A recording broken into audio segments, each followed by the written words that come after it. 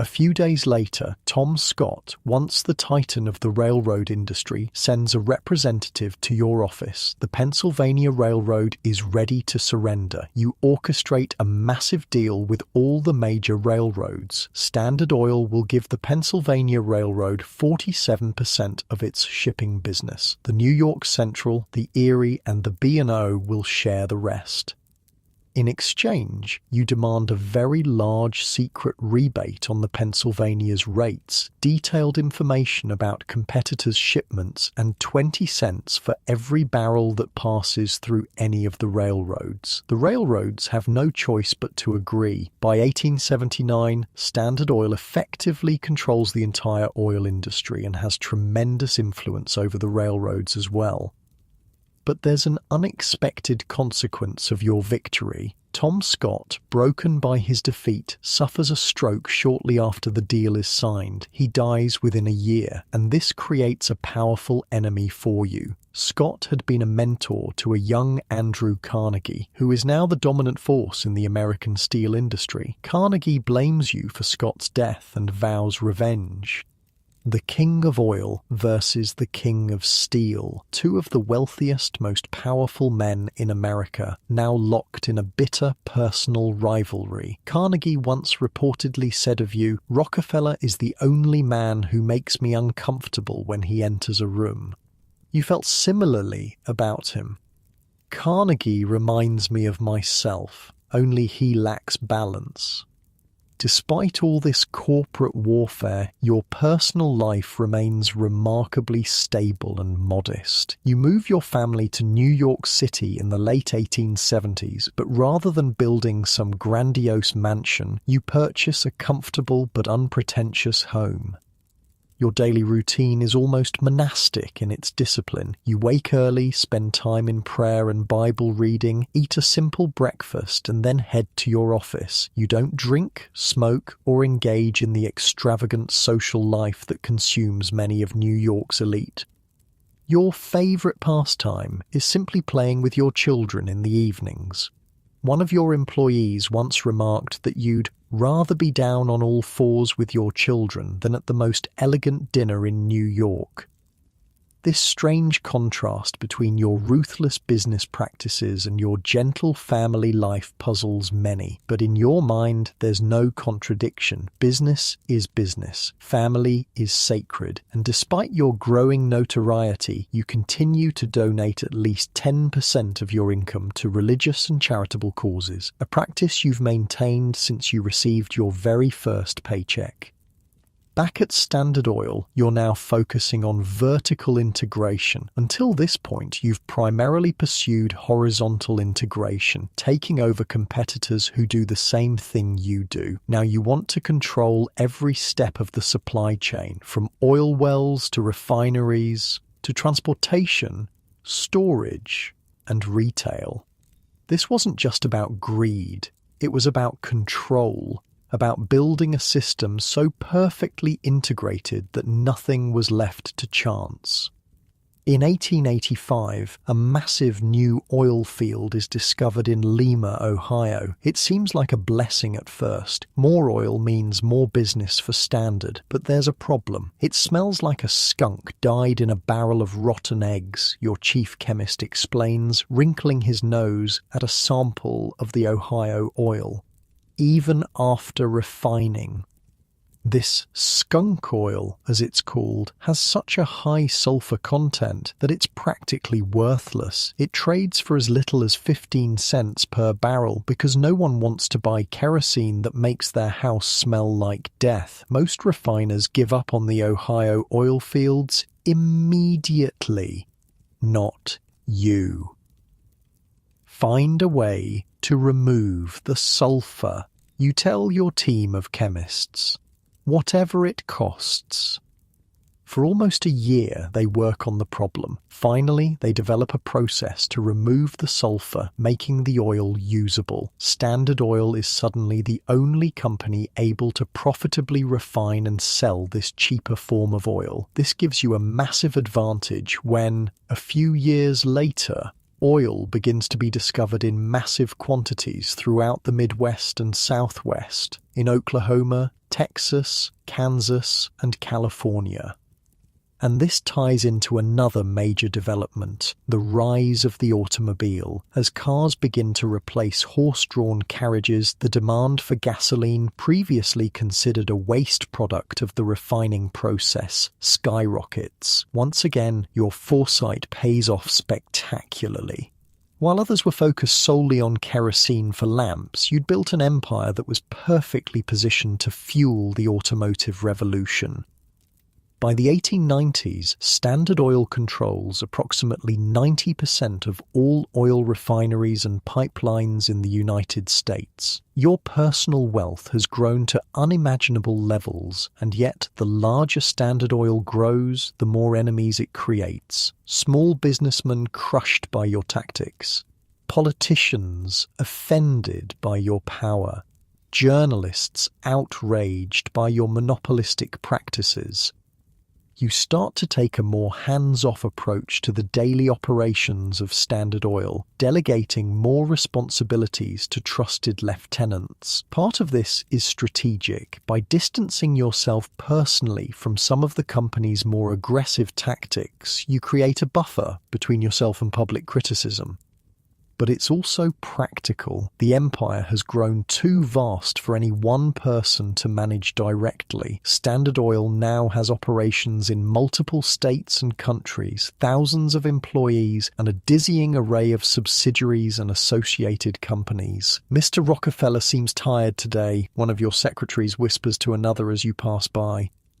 You pretend not to hear, but it's true. You're approaching 50. The stress of building and defending your empire is taking its toll. You've developed digestive problems and your hair has fallen out completely. Despite being one of the richest men in the world, you now subsist primarily on crackers, milk, and a few simple vegetables, all your stomach can handle. But even as your personal involvement in day-to-day operations decreases, your wealth continues to grow at an astonishing rate. With Standard Oil's near-total dominance of the oil industry and the increasing importance of oil in the American economy, money flows into your coffers in ever-increasing amounts. You begin to think more seriously about how to manage this vast fortune. For a man as methodical as you, simply piling up wealth for its own sake isn't satisfying. There must be a purpose, a plan, a system. That's when you hire Frederick Gates, a Baptist minister, to help you manage your philanthropic activities. It's an unconventional choice, a minister rather than a financial expert, but it proves to be brilliant. Years later, when asked who the greatest businessman you ever met was, you'll point to Frederick Gates. Gates helps you organize your charitable giving and make strategic investments that grow your non-oil wealth substantially. He also serves as a mentor to your son, John D. Rockefeller Jr., who's now finishing his education at Brown University. Together, Gates and Junior begin to transform your haphazard personal investments into a systematic portfolio that will eventually multiply your fortune far beyond what even Standard Oil could generate. One of their most significant investments is in iron ore. On Gates' advice, you purchase vast tracts of the Mesabi Range in Minnesota, which contains some of the richest iron deposits in North America. This puts you on a collision course with Andrew Carnegie, who needs iron ore for his steel mills. The rumor spreads that you're planning to build your own steel mill to compete directly with Carnegie. It's not true, at least not yet, but the mere possibility terrifies Carnegie. "Mr. Rockefeller," your secretary interrupts your thoughts one afternoon. "Mr. Carnegie's representative is here to see you." The meeting that follows leads to one of the most lucrative deals in American business history. Carnegie agrees to buy a minimum of 600,000 tons of ore from your mines every year and to transport it exclusively through your railroads. In exchange, you agree never to enter the steel business, and Carnegie gets a secret rebate on the ore, ironically similar to the railroad rebates that helped you build Standard Oil. The deal is so profitable for both of you that a wall of silence descends around it. Neither of you wants competitors or the government to know just how much money you're making, but someone else has noticed the immense potential of this partnership. J.P. Morgan, the most powerful banker in America. Morgan sees an opportunity to create something even bigger than Carnegie Steel or Standard Oil. He envisions a steel monopoly that combines Carnegie's mills with your iron ore mines and several other major steel companies. One winter morning in 1901, Morgan sends a representative to meet with you. Mr. Morgan would like to discuss the purchase of your Mesabi Range holdings, the man says. You surprise him by replying, "He should speak with my son about that." Morgan is initially dismissive of having to negotiate with your 27-year-old son. He assumes Junior will be an easy mark, but when Morgan meets with Junior and bluntly asks, "What's your price?" Junior isn't intimidated. "Mr. Morgan," he says calmly, "I think there must be some mistake. I did not come here to sell. I understood you wished to buy."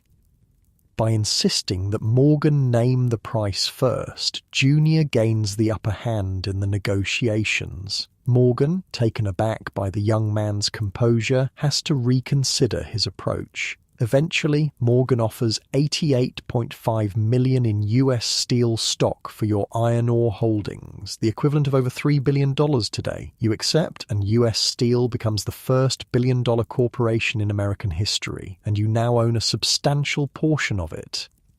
While all this is happening, Standard Oil continues to grow more powerful and more profitable. The rise of the automobile has turned gasoline from a waste product into liquid gold. Your empire now spans the globe, with operations in Europe, Asia, and the Middle East. But as the 19th century gives way to the 20th, a new threat emerges. The progressive movement, led by journalists and politicians determined to break the power of monopolies, sets its sights on Standard Oil. They call men like you robber barons, industrial monarchs who've built empires through questionable means. The press portrays you as a cold, calculating villain who crushes smaller businesses without remorse. The irony is that as these attacks intensify, you're actually less and less involved in the day-to-day operations of Standard Oil. You're in your 60s now, in semi-retirement, focused more on your philanthropic activities than on business. But to the public, you are Standard Oil, and Standard Oil is increasingly seen as the enemy of the common man. One evening, you're sitting in your library reading the latest newspaper articles about yourself. They're not flattering. "Father," Junior enters the room, concern on his face. "Have you seen what they're saying?" You fold the newspaper calmly. "I have." "Doesn't it bother you?" he asks. You consider the question for a moment. The public will form its judgment. If that judgment is just, I have nothing to fear. If it's unjust, you shrug. "Well, I've faced worse." But privately, you're concerned. The political winds are shifting. There's talk of new antitrust legislation, of presidential candidates promising to break up monopolies like Standard Oil. And there's one journalist in particular whose work is causing you significant discomfort, Ida Tarbell. Tarbell's father was one of the independent oil refiners who went bankrupt during Standard Oil's rise to power. Now she's writing a devastating exposé of your business practices, publishing it in monthly installments that the American public devours eagerly. What makes Tarbell's work so damaging is that it's meticulously researched. She's not just slinging mud, she's revealing actual documents, testimony from former Standard Oil employees, details of secret deals and strong-arm tactics that had previously been hidden from public view. Your policy is never to respond directly to critics, so Tarbell's accusations go unchallenged. This only seems to validate them in the public's mind. As the new century dawns, you find yourself in an unusual position. You're wealthier than you've ever been, with your fortune growing daily. You control, directly or indirectly, a significant portion of the American economy, and yet your public image has never been worse.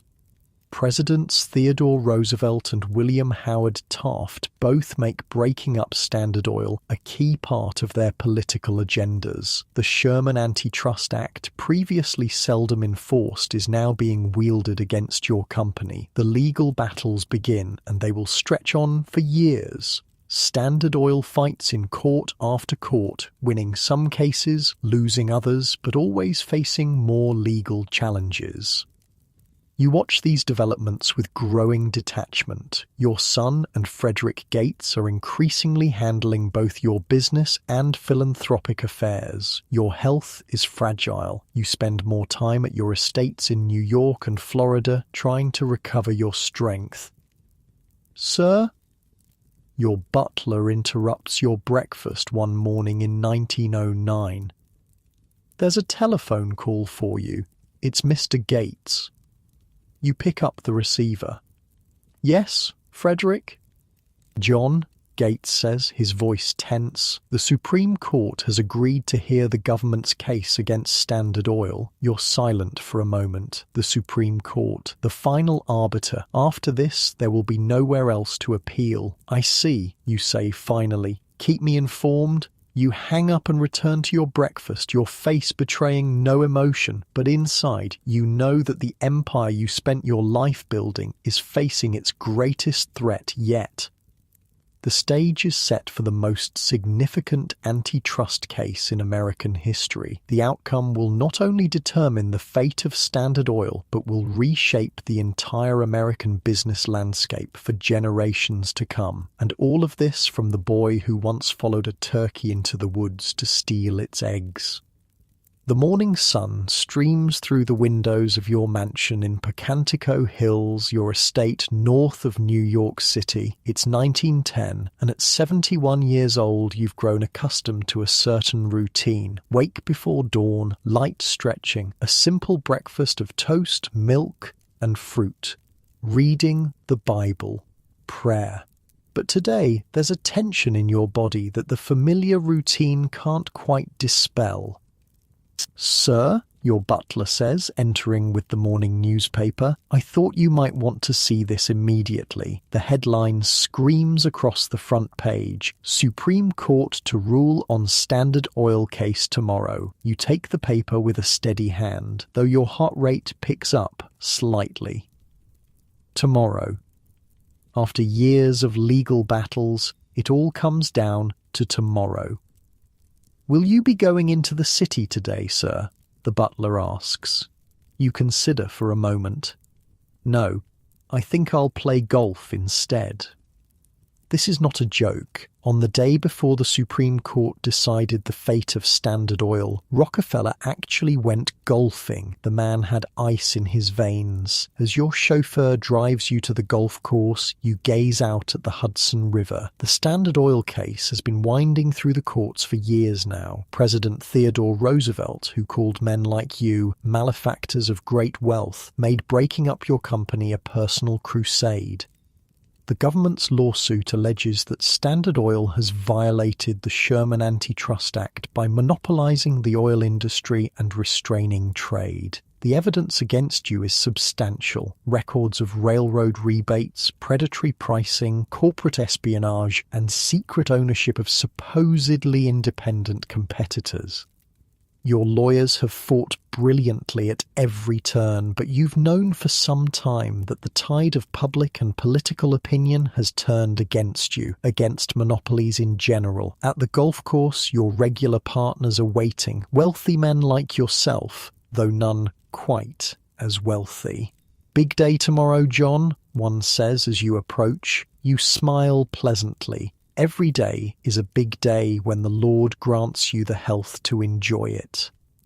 They exchange glances. Your calm in the face of potential disaster is unnerving. "You're not worried?" another asks incredulously. You select a club, considering. "Worry never solved anything. The Supreme Court will decide as it will. I've done my work. Now it's in God's hands."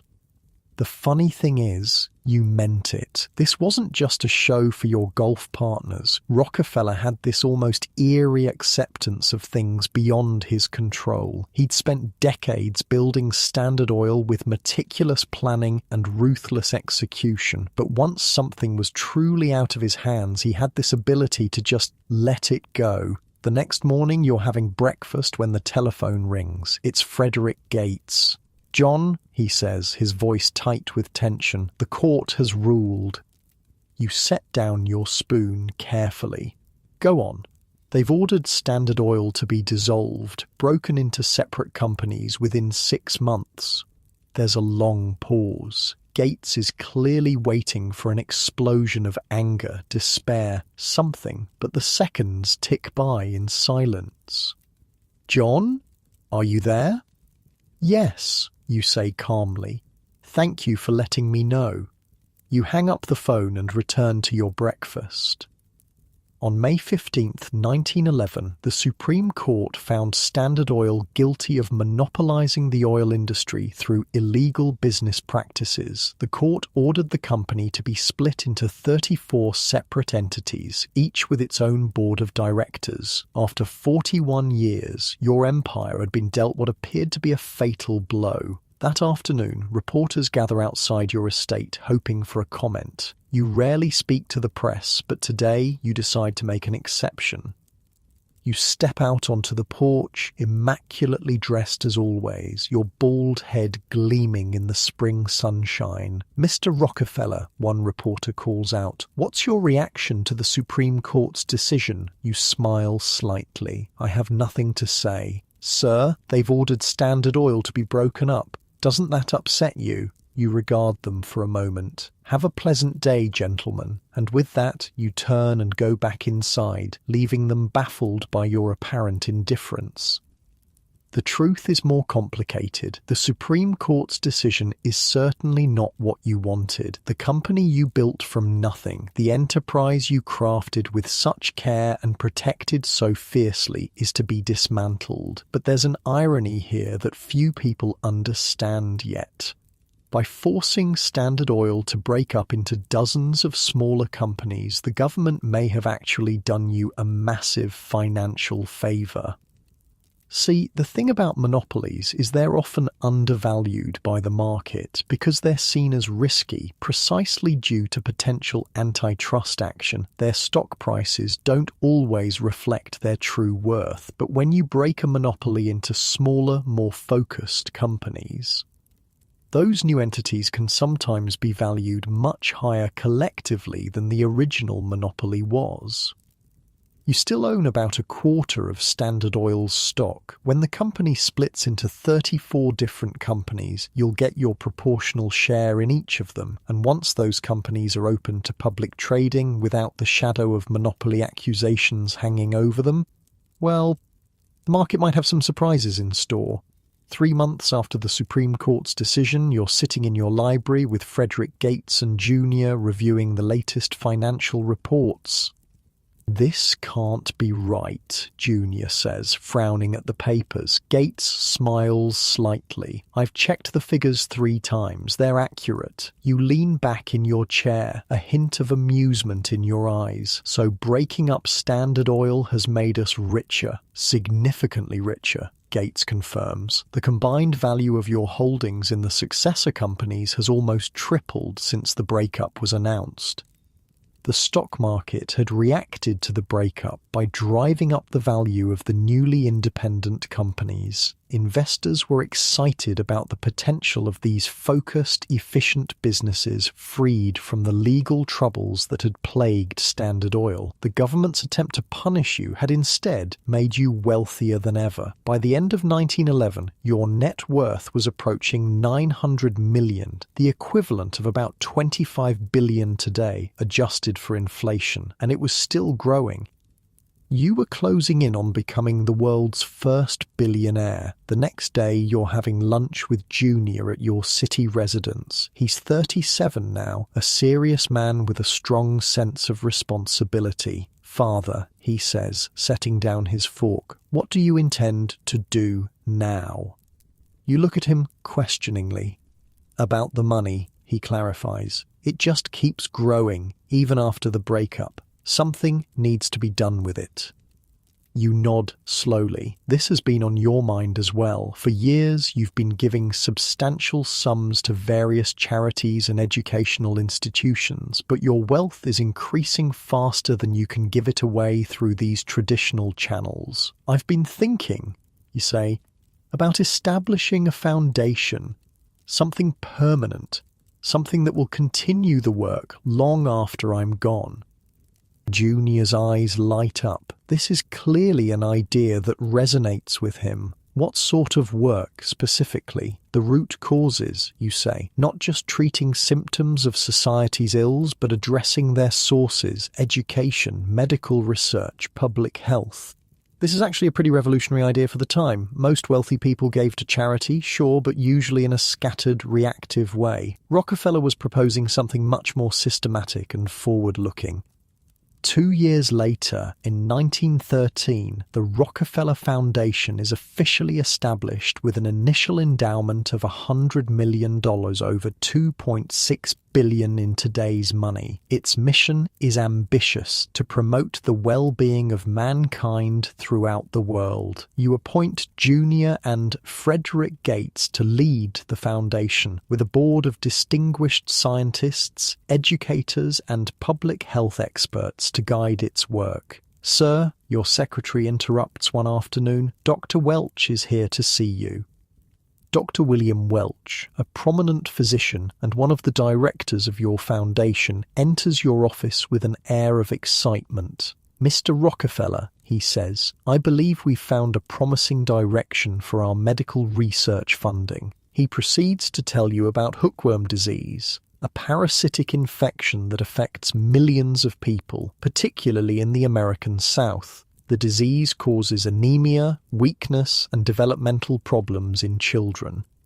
"The wonderful thing," Welch explains, leaning forward eagerly, "is that we know how to prevent and treat it. It's not like cancer or tuberculosis, where the medical science is still developing. With hookworm, we know what to do. We just need the resources to do it on a large scale." You listen carefully, asking occasional questions about costs, logistics, and expected outcomes. This is exactly the kind of project you've been looking for, one where a strategic investment can make a dramatic difference. "Draft a proposal," you say finally. "Let's make this happen." The Rockefeller Sanitary Commission for the Eradication of Hookworm Disease becomes one of your foundation's first major initiatives. Within a few years, it dramatically reduces the incidence of hookworm in the southern United States and establishes a model for future public health campaigns around the world. This is just the beginning. The Rockefeller Foundation goes on to fund the development of the yellow fever vaccine, establish the first schools of public health, modernize medical education, and support agricultural improvements that will eventually help feed millions. Your approach to philanthropy is the same as your approach to business: methodical, strategic, focused on maximum impact. You're not interested in having buildings named after you or receiving public accolades. You want results. "Mr. Rockefeller," a reporter asks at a rare press conference, "why are you giving away so much of your fortune?" You consider the question. "God gave me my money," you say simply. "I believe the power to make money is a gift from God, to be developed and used to the best of our ability for the good of mankind." Despite your increasing focus on philanthropy, your wealth continues to grow at an astonishing rate. The successor companies to Standard Oil are thriving in the new automobile-centered economy. Your investments in mining, railroads, and banking are generating enormous returns. By 1916, you achieve what no one in history had achieved before. Your net worth passes $1 billion. You are the world's first billionaire. To put this in perspective, your wealth represents about 2% of the entire US economy. Adjusted for GDP, that would be equivalent to around $450 billion today, making you more than twice as rich as anyone currently living. But money means less and less to you personally. Your lifestyle remains relatively modest. You don't collect art or yachts or palatial homes around the world. Your pleasures are simple: family, golf, and watching your philanthropic work bear fruit. "Father," Junior says one evening as you sit together in your library, "I've been thinking about the future of our philanthropic work." "Go on," you encourage. "The foundation is doing excellent work globally, but I wonder if we should consider something more focused on individual development. Education, perhaps, but in a different way than the universities we've funded." Junior goes on to outline his idea for what will eventually become the General Education Board, focused on improving education at all levels, particularly for disadvantaged communities. You listen attentively, nodding occasionally. Junior has increasingly taken over the management of both your business and philanthropic interests. He's proven himself to be thoughtful, strategic, and deeply committed to using wealth for the public good.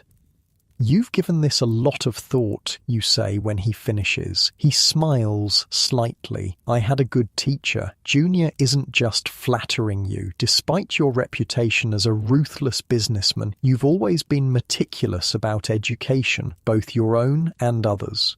Throughout your career, you've studied constantly, learning every detail of the oil industry and then of finance and investment.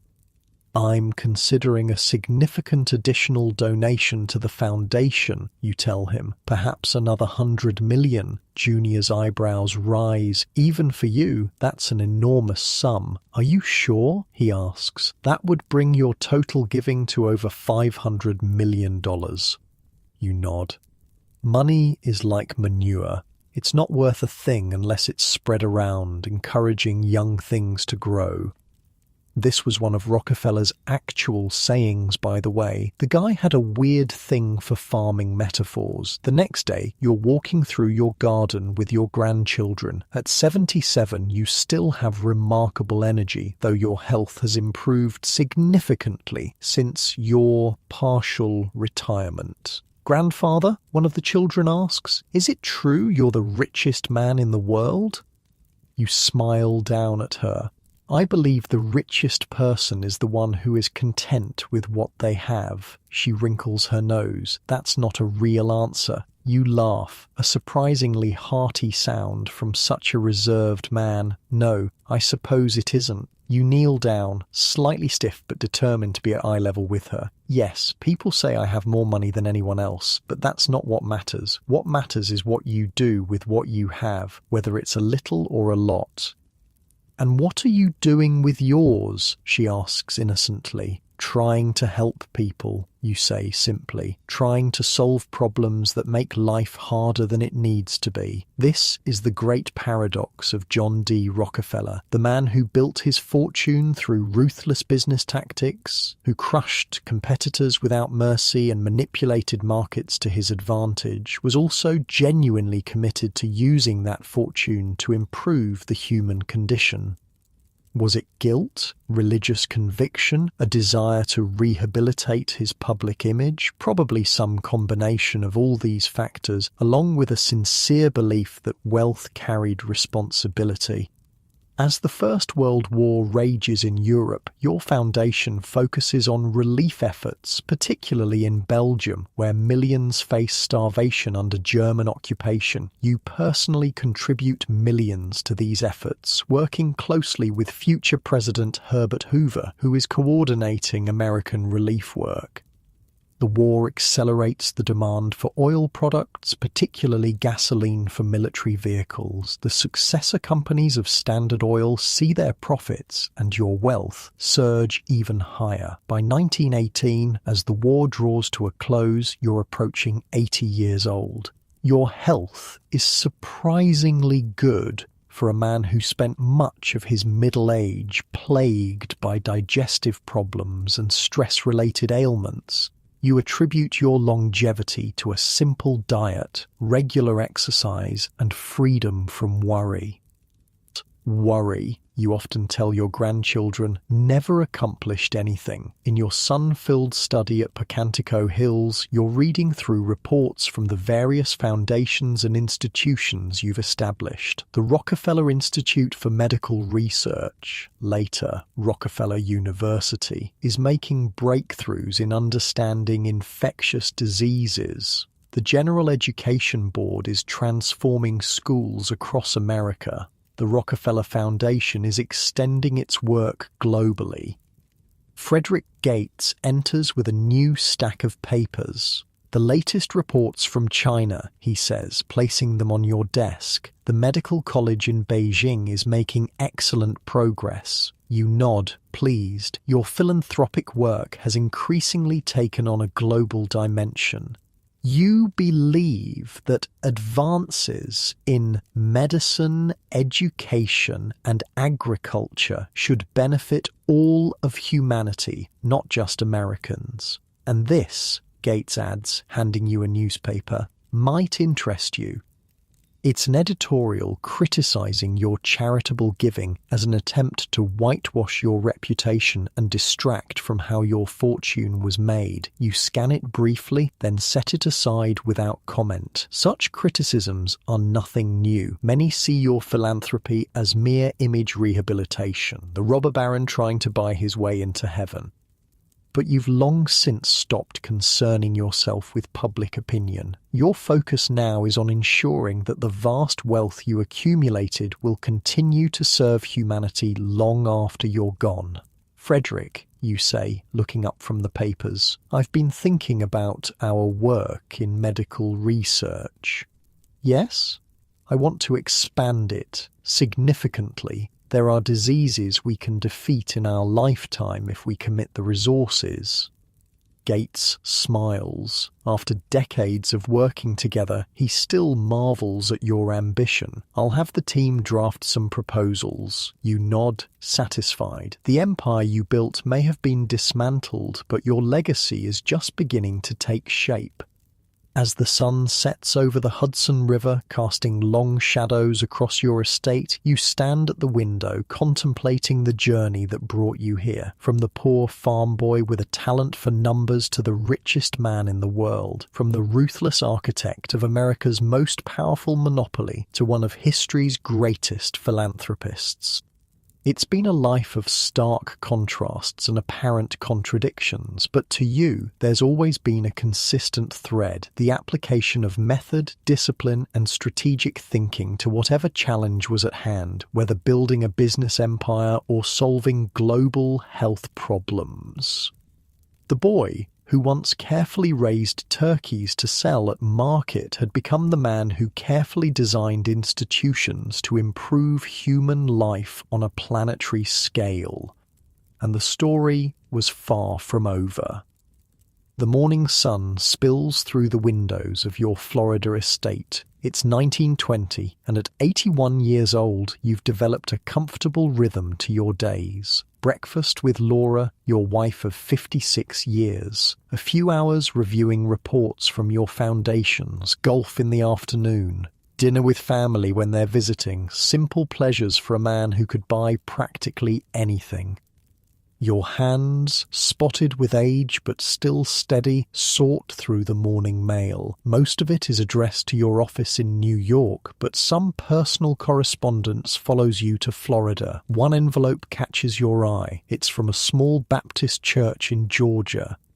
You open it carefully. Inside is a letter from the minister thanking you for your recent donation that saved their building from foreclosure. You smile slightly. The donation was modest by your standards, just a few $1,000s, but it meant everything to that small congregation.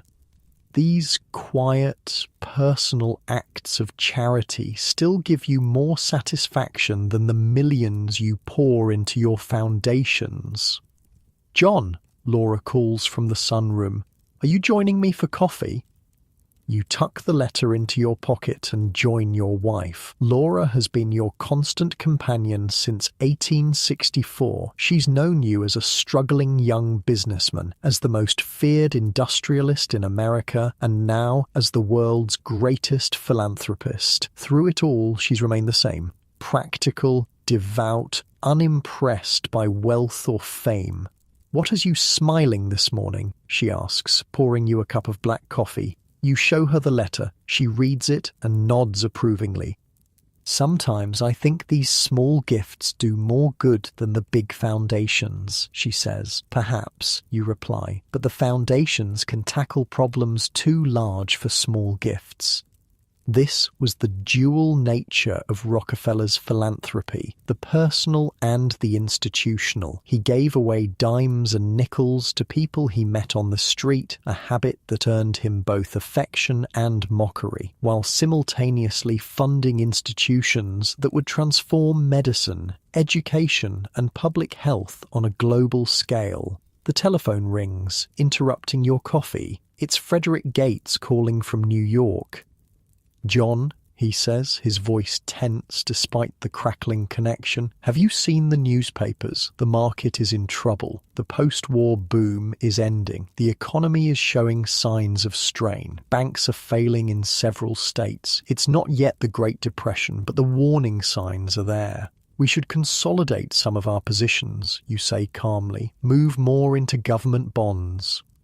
This is one advantage of your age and experience. You've seen financial panics before, 1873, 1893, 1907. You know that markets rise and fall. You know how to protect wealth through the cycles. Junior is worried about the impact on our foundations if there's a prolonged downturn, Gates says.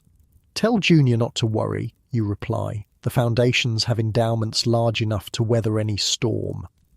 After you hang up, you sit for a moment, considering. Your son has essentially taken over management of your business and philanthropic affairs. He's done well, better than you expected when he was a serious, somewhat sheltered young man entering Brown University. Junior lacks your killer instinct for business, but he has something perhaps more valuable for the task he's undertaken. A genuine, almost painful sense of responsibility to use the Rockefeller fortune for the greater good. A week later, you're back in New York for a board meeting of the Rockefeller Foundation. The discussion centers on expanding your international health programs. The success of the hookworm campaign has been remarkable, Dr. Rose, one of your medical directors, explains. "We've essentially eliminated the disease in the American South. Now we want to apply the same approach globally." You listen attentively as he outlines plans to combat malaria, yellow fever, and other infectious diseases across Latin America, the Caribbean, and parts of Asia and Africa. The cost, you ask when he finishes? $25 million over 5 years, he answers promptly. Some of the board members shift uncomfortably at the figure. It's an enormous sum, even for the Rockefeller Foundation. You nod thoughtfully. If the results will match those of the hookworm campaign, it's worth every penny. Junior, sitting beside you, smiles slightly. He knows you well enough to have anticipated your response. For all your reputation as a penny pincher in personal matters, you've never hesitated to invest heavily when you see potential for significant returns, whether in business or philanthropy. After the meeting, you and Junior walk slowly through Central Park. Despite your age, you still enjoy a good walk, though you tire more quickly than you once did. "Father," Junior says, "I've been thinking about creating a new venture, something focused on art and culture." You raise an eyebrow. Art has never been a particular interest of yours. Your taste runs to the practical, the useful. "Go on," you say. "I believe art and beauty are essential to human flourishing, just as health and education are," he explains. "I'd like to establish a place in the city where art can be accessible to everyone, not just the wealthy." This idea will eventually become the Museum of Modern Art, founded in 1929 with significant Rockefeller support. It's one of many ways that Junior's vision for philanthropy expands beyond your own, embracing culture, conservation, and historic preservation alongside your focus on health, science, and education. If you believe in it, you say after considering his proposal, then do it. You have both the resources and the judgment.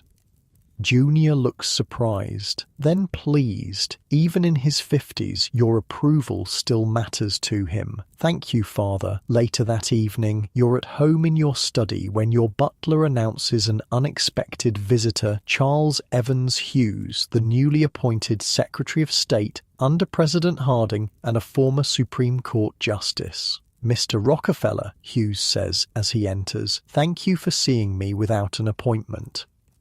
You gesture for him to sit. What can I do for you, Mr. Secretary? Hughes explains that the government is concerned about American access to oil in the Middle East, where British and French companies have secured most of the concessions following the collapse of the Ottoman Empire after World War I.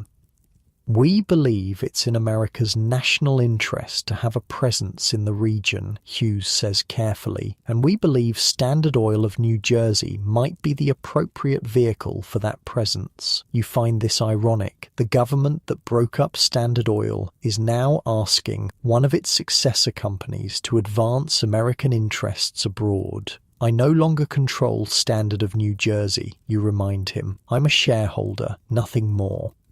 Hughes smiles slightly. But your influence remains considerable, Mr. Rockefeller. A word from you would carry weight. You consider this. Though you've officially retired from business, you maintain connections throughout the oil industry. And despite your complicated relationship with the federal government, you're a patriot who believes in American leadership in the world. I'll make some inquiries, you say finally. No promises. Your influence does help pave the way for American oil companies to gain footholds in the Middle East, laying the groundwork for decades of US involvement in the region, for better or worse. As the 1920s progress, your public image begins to soften. The fearsome monopolist is increasingly seen as a benevolent grandfather figure. Your practice of handing out dimes to children and adults alike becomes widely known. Photographers capture you playing golf, attending church, or spending time with your grandchildren. There's strategy in this shift, guided by one of America's first public relations experts, Ivy Lee, whom you hired to help rehabilitate your image. But there's also truth to it. You are genuinely devoted to your family, your faith, and your philanthropic work. In 1925, you celebrate your 86th birthday. Gifts and congratulations pour in from around the world. President Coolidge sends his regards. The King of England sends a telegram. Former employees, business associates, and beneficiaries of your foundations send letters by the thousands. All this fuss, you say to Laura as you look over the correspondence. For an old man who just happened to live a long time. She gives you a knowing look. You know very well it's not just for living a long time. You shrug, uncomfortable as always with direct praise. Most of it is the work of the foundations now, Junior's work, not mine. The foundations wouldn't exist without you, she points out. This is true, of course. By this point, your total charitable giving has exceeded $500 million, the equivalent of tens of billions in today's money. The Rockefeller Foundation alone has an endowment of over $150 million and is active on 5 continents. The stock market crash of 1929 and the ensuing Great Depression test even your immense fortune. The value of your investments drops significantly, though you're insulated from the worst effects by your conservative financial management and diversified holdings. More importantly, the crash affects the endowments of your foundations. Income from investments declines just as the need for charitable work increases dramatically. You're 90 years old when the crash occurs. Many assume you'll reduce your giving in response. Instead, you do the opposite, increasing your personal donations to help offset the reduced income from endowments. Sir, your financial advisor protests when you instruct him to liquidate certain investments to fund additional gifts. These market conditions are temporary. If you wait, your assets will recover their value. And how many will suffer while we wait, you ask? No, we'll give now when the need is greatest. During these years, your relationship with Junior deepens and evolves. The somewhat distant father-son dynamic of earlier decades gives way to a partnership and friendship. You come to rely on his judgment not just in business and philanthropy, but in personal matters as well. When Laura, your wife of 61 years, passes away in 1915, it's Junior who helps you through the grief, who ensures that her funeral is exactly as she would have wanted it, who makes sure you're not left alone in your mourning. She was very proud of you, Father. Junior tells you as you sit together after the funeral, not for the money or the success, for the good you've done with it. You nod, unable to speak. Laura had been your anchor, your counsel, your conscience. Her faith had helped shape your own. Her practical nature had kept you grounded even as your wealth reached stratospheric levels. As the Depression deepens, you witness how your philanthropic institutions respond to the crisis. The Rockefeller Foundation funds emergency relief efforts. The General Education Board helps keep schools open despite plummeting tax revenues. The Rockefeller Institute for Medical Research continues its work, producing discoveries that will save countless lives. In 1934, your grandson, Nelson, Junior's son, comes to visit you at your Florida estate. He's 26, ambitious, energetic, with a keen interest in both business and public service. He reminds you somewhat of yourself at that age, though with advantages you never had. "Grandfather," he says, sitting beside you on the veranda, "I've been offered a position in President Roosevelt's administration." This raises your eyebrows. The Rockefellers have traditionally been Republicans, and Franklin Roosevelt's New Deal represents a level of government intervention in the economy that makes you deeply uncomfortable. What position, you ask? Assistant Secretary of the Navy. You consider this. The Roosevelt family has a connection to the Navy Department. FDR himself served as Assistant Secretary under Wilson. And you want my advice? You ask. Nelson nods. I do. You gaze out at the Atlantic Ocean, visible in the distance. The country is in crisis. If you believe you can help, then political differences shouldn't stand in your way. Nelson takes the position, beginning a long career in public service that will eventually lead him to the governorship of New York and the vice presidency of the United States. As you enter your 90s, your daily routine becomes more limited, but your mind remains sharp. You follow the news closely, particularly developments in science, medicine, and international affairs. You continue to receive regular reports from your foundations and to provide guidance on major decisions. Your physical health, once so precarious, has actually improved with age and retirement from active business. The digestive problems that plagued you in middle age have largely subsided. Your doctors attribute your longevity to your disciplined lifestyle, your abstention from alcohol and tobacco, and your remarkable freedom from worry. Mr. Rockefeller, a reporter asks at a rare press conference on your 95th birthday, what do you consider your greatest achievement?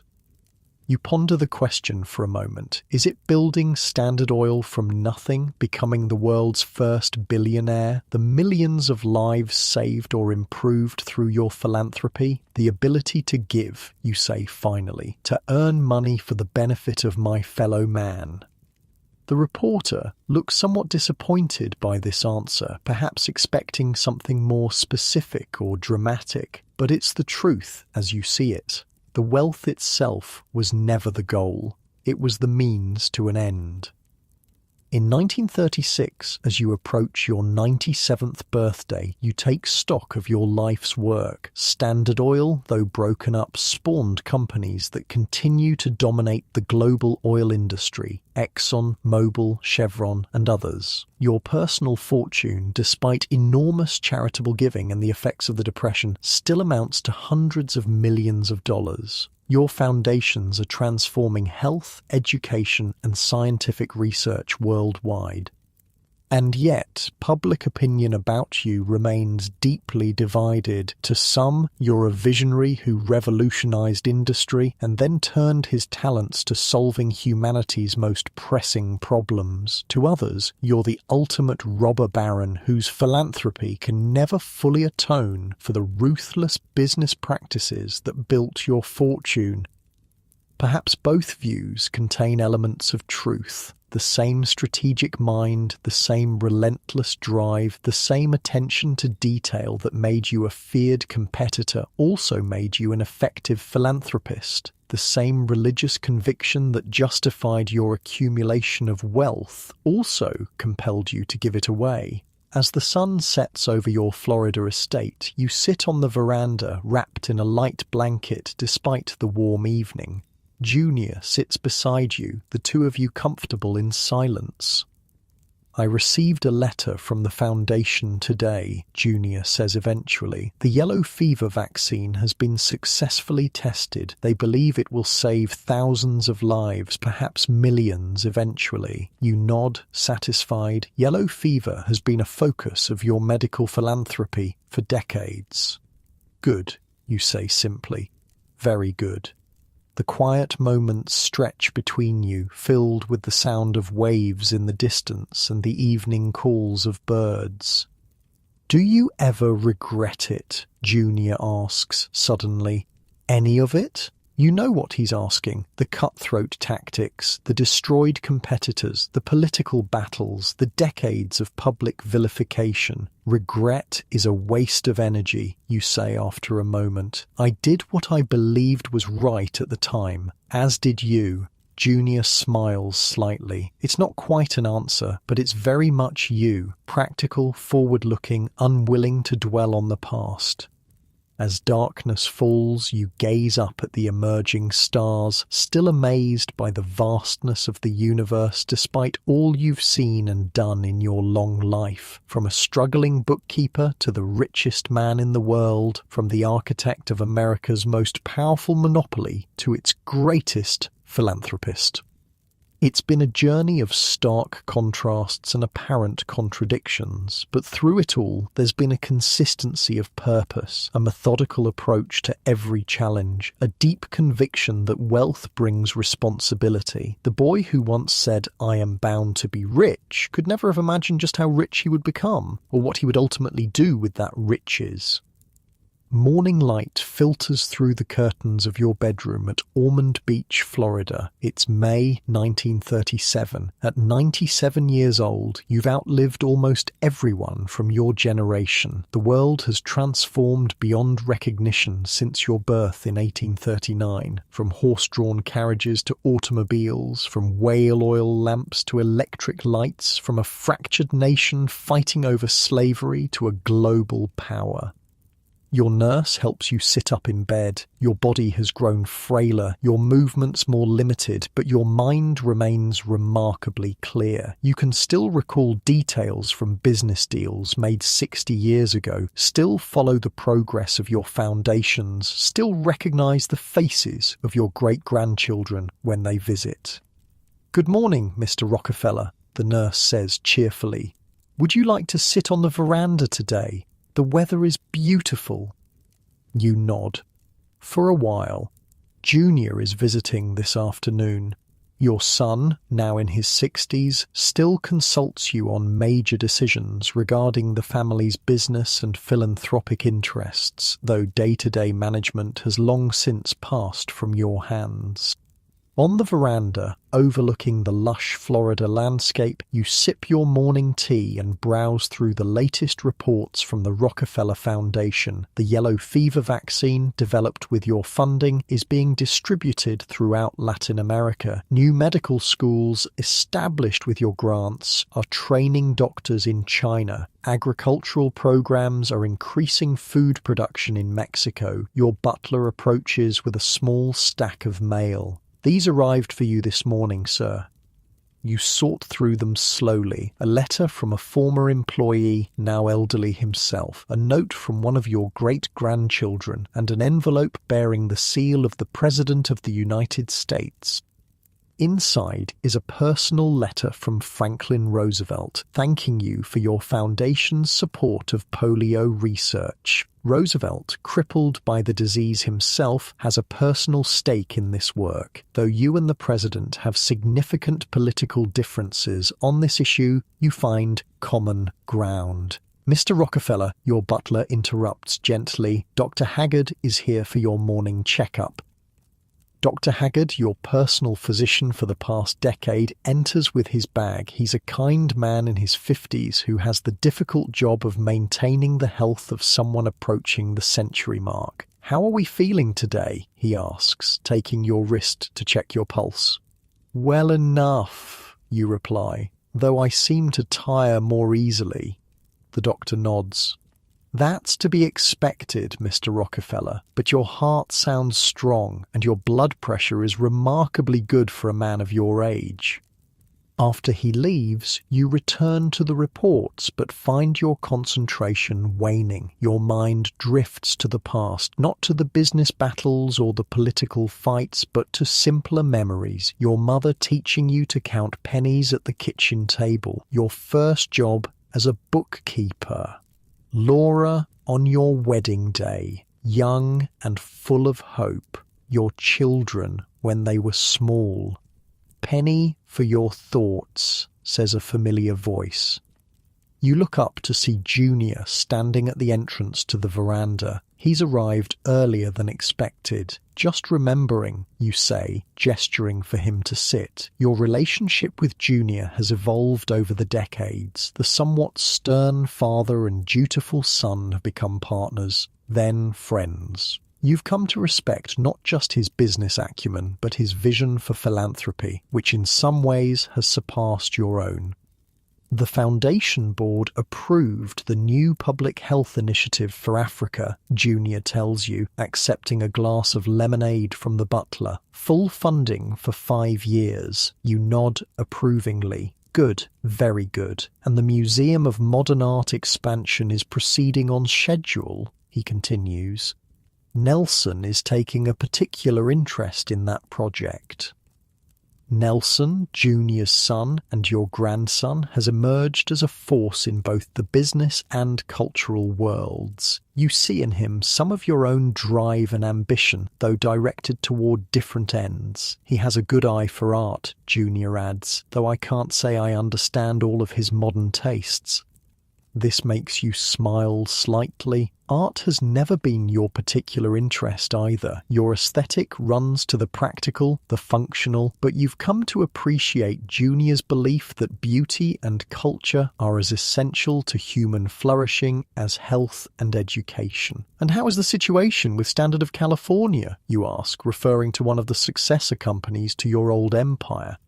Junior's expression grows more serious. "The antitrust concerns are valid, I'm afraid. They've grown too aggressive in their acquisitions." You sigh softly. The lessons of Standard Oil's breakup seem to fade with each generation. The drive to dominate markets, to eliminate competition, to control rather than compete. It reasserts itself despite the legal guardrails put in place. "Remind them what happened to us," you say. "Better to adjust course now than face dismemberment later." As the afternoon progresses, you and Junior discuss family matters, foundation business, and world affairs. The situation in Europe concerns you both. The rise of fascism in Germany and Italy, Japan's aggression in China. The world seems to be sliding toward another great war. "The Foundation should prepare," you tell Junior. If war comes, there will be enormous needs. Medical, humanitarian. Junior nods. We've already begun contingency planning. As the sun begins to set, you feel fatigue settling over you. Junior notices your energy flagging. I should let you rest, he says, rising. I'll come back tomorrow. Stay for dinner, you insist. Tell me about the grandchildren. Over a simple meal, Junior updates you on the expanding Rockefeller clan, your grandchildren and great-grandchildren, their education, their interests, their promise. The family has grown too large for you to keep track of everyone, but you listen with genuine interest. The Rockefeller name, once associated primarily with corporate power and wealth, is increasingly linked to public service, philanthropy, and cultural patronage. Your descendants serve in government, lead charitable organizations, support the arts, and yes, continue to prosper in business. David has a remarkable mind for banking, Junior says of his youngest son, your grandson. Chase has grown significantly under his guidance. David Rockefeller, still in his early 40s, is already making his mark at Chase National Bank, which will eventually become Chase Manhattan and then JP Morgan Chase, one of the world's largest financial institutions. And Winthrop, you ask about another grandson. Junior's expression is more measured. Still finding his way. He has potential, but he trails off diplomatically. Not every Rockefeller has your drive or Junior's sense of duty. Some struggle with the burden of the name and the expectations it carries. Some rebel against the family's conservative traditions. Some simply prefer a quieter life away from public scrutiny. The money can be a curse as well as a blessing, you observe. I've always believed that. It's something you've witnessed firsthand. Great wealth can distort values, destroy motivation, create a dangerous sense of entitlement. It's why you raised your own children with strict discipline and modesty despite your vast fortune. After dinner, as Junior prepares to leave, you ask him to help you to your bedroom. The day has tired you more than usual. Father, Junior says as he assists you to your bed, the university in Chicago is hoping you might attend the dedication of the new medical building next month. I told them I thought it unlikely, given your health, but promised to ask. The University of Chicago, which you founded in 1890, with an initial gift of $600,000, has become one of the world's premier research institutions. Your total contributions to it have exceeded $35 million over the decades. Send my regrets, you say, and my best wishes. Junior nods, understanding. At 97, travel has become increasingly difficult for you. Your world has contracted to this estate in Florida, with occasional visits to your home in New York when your health permits. Rest well, Junior says, squeezing your hand gently before departing. Alone in your room, you lie awake thinking about the remarkable journey of your life, from that poor farm boy in upstate New York to the richest man in the world, from the most feared businessman in America to one of its greatest philanthropists. Your mind drifts to a memory from childhood, following that wild turkey into the woods, finding its eggs, hatching them, raising the turkeys to sell. Your first entrepreneurial venture at just 6 years old, the beginning of a path that would lead to unimagined wealth and power.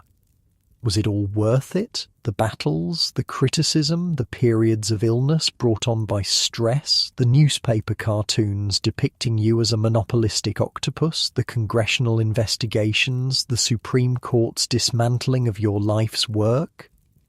The answer isn't simple. You created tremendous wealth, not just for yourself, but for the American economy as a whole. You revolutionized the oil industry, making kerosene and later gasoline affordable and widely available. You established philanthropic institutions that have saved millions of lives and educated generations of students. But there were costs as well. Competitors crushed without mercy, political systems corrupted by corporate influence, environmental damage from unregulated oil production, the concentration of economic power in ways that sometimes threatened democratic principles. History will have to judge the balance sheet of your life. All you know is that you tried to follow what you believed was right in business, in family life, in giving back. The next morning, you wake feeling unusually weak. Your nurse notices immediately. "I'll call Dr. Haggard," she says, concern evident in her voice. "No need to trouble him," you reply. "I'm just tired today." But the doctor is summoned anyway. After examining you, he takes Junior aside for a private conversation. You can't hear what they're saying, but their expressions tell you everything you need to know. Your time is approaching. Over the next few days, family members arrive from across the country. Your surviving children, your grandchildren, even some of your great-grandchildren. They gather around your bed, sharing memories, seeking wisdom, saying goodbye without explicitly acknowledging that's what they're doing.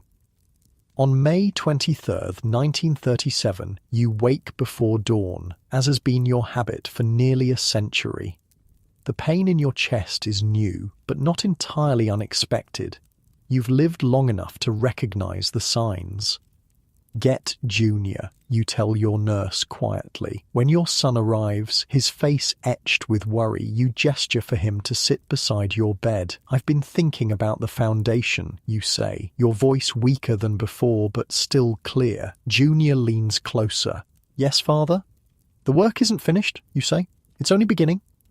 He nods, understanding what you're trying to tell him. The philanthropic institutions you've established together are not meant to solve all problems in your lifetime, or even his. They're designed to continue addressing human needs for generations to come. "I'll make sure of it," he promises. You close your eyes, suddenly very tired. "Good," you murmur. "That's good." Later that day, surrounded by family, you slip away peacefully. John Davison Rockefeller, the boy from the failing farm, the world's first billionaire, the great philanthropist, is gone at the age of 97.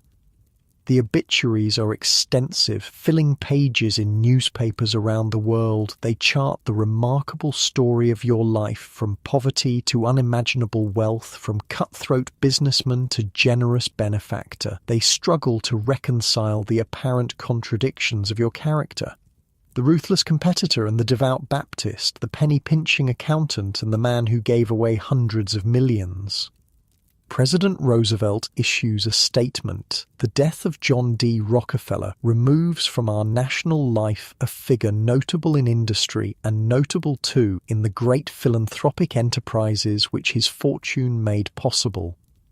The funeral is held at the Riverside Church in New York City, which you helped fund. The service is simple, befitting your Baptist faith. No elaborate eulogies, no excessive displays of grief, just scripture readings, hymns and prayers. Afterward, you're buried in the family mausoleum at Lakeview Cemetery in Cleveland, near where you built your first oil refinery. But your story doesn't end with your death. In many ways, it's just beginning.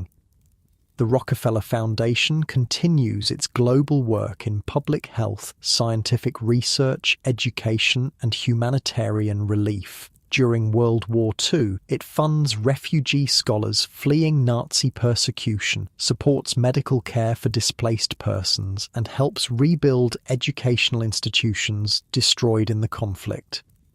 After the war, the Foundation plays a crucial role in the Green Revolution, developing and distributing high-yield crop varieties that prevent mass starvation in developing countries. It supports the development of vaccines for deadly diseases. It funds research that leads to breakthroughs in understanding human health and disease. The other institutions you established, the Rockefeller University, the General Education Board, the Rockefeller Institute for Medical Research, continue to advance human knowledge and well-being. The University of Chicago, which you founded, produces more Nobel Prize winners than almost any other institution in the world. The companies that emerged from the breakup of Standard Oil, Exxon, Mobil, Chevron, and others become some of the largest and most profitable corporations in global history. The antitrust action that seemed like a devastating blow to your empire ultimately increased its total value dramatically. Your descendants continue the family traditions of business success and philanthropy. They serve in government, lead corporations, establish their own charitable foundations, support the arts, and engage in conservation efforts. The Rockefeller name becomes associated not just with wealth, but with public service. Your methods and motives continue to be debated by historians, economists, and ethicists. Were you a visionary who brought order to a chaotic industry and then used your wealth for humanity's benefit, or a ruthless monopolist whose philanthropy was merely an attempt to whitewash a problematic legacy? Perhaps you were both. Perhaps the same qualities that made you successful in business, strategic thinking, relentless focus, attention to detail, also made you effective in philanthropy. Perhaps the religious convictions that justified your accumulation of wealth also compelled you to give it away. The contradictions and complexities of your character make you more interesting